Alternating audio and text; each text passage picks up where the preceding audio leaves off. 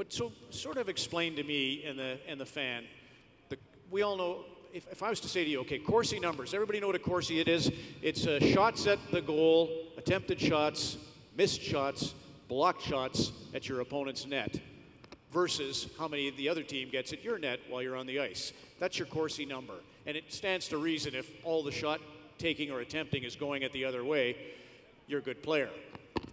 But how does that take into account whether you were on a good team or a lousy team on the ice with good players or bad players? How are you going to use that to make a judgment on a team that maybe just misses the playoffs?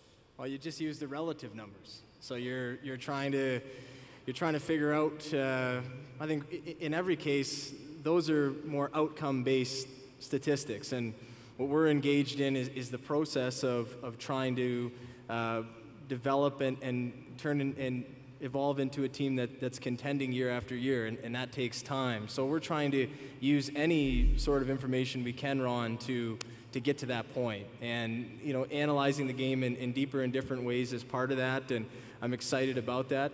But where we're at now is trying to figure out the process we can engage in to improve all of that and hope and certainly progress to the point where teams that are year after year at the tops of those categories are, and that's contending for playoffs and move it along one step at a time from there. One last thing on this, and Brendan, you're free to jump in, but the team that's here tonight, the Toronto 60s team, when they won the Cups early on, Pulford had 62 Cup.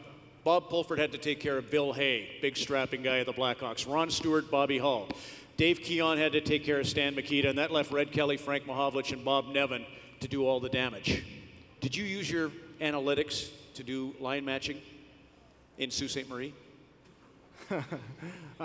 We tried to use it as much as we could to our advantage. I mean, in Sault Ste. Marie, it's a small budget team, and we're competing against teams that are very high revenue teams.